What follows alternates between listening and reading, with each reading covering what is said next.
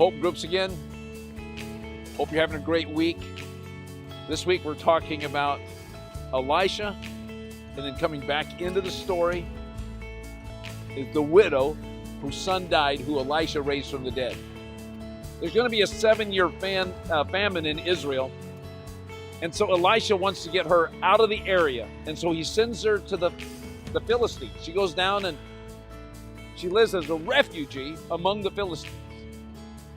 7 years she lives like that. She loses basically everything.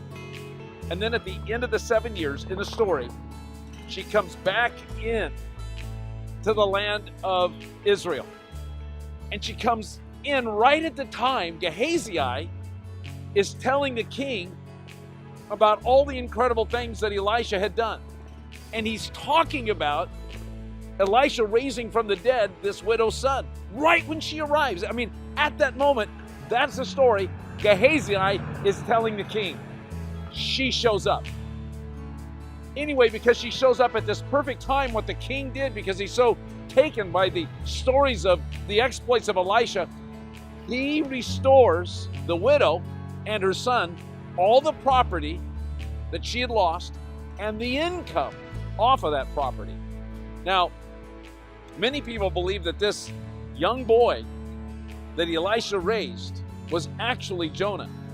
And so he's really setting up a financial and a life base for Jonah, his replacement, the guy that's going to oversee the school of the prophets when Elisha is dead.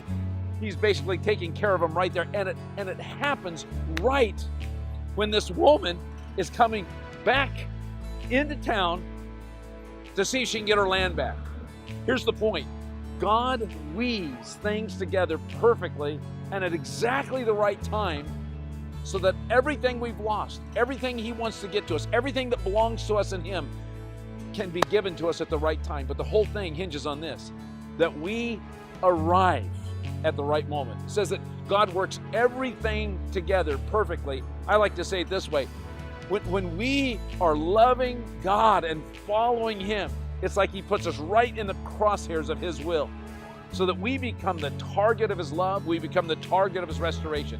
Here's what I'd like you to do tonight. I'd like you to encourage one another with stories of when God got you in the perfect place at the perfect time to fulfill His will. I'm in Oregon because a drunk guy didn't tighten a bolt strong enough and it fell over on my uncle. Now, you'd say, what does that have to do with anything?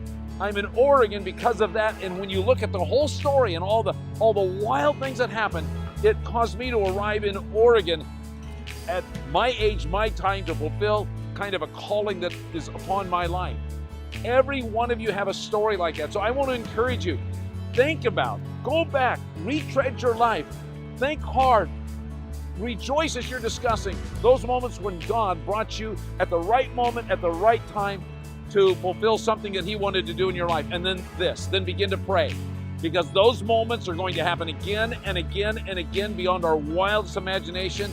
And I think we should just get ourselves ready for an incredible season and time in which God is going to put us in His crosshairs so He can restore to us all that He wants to restore to us.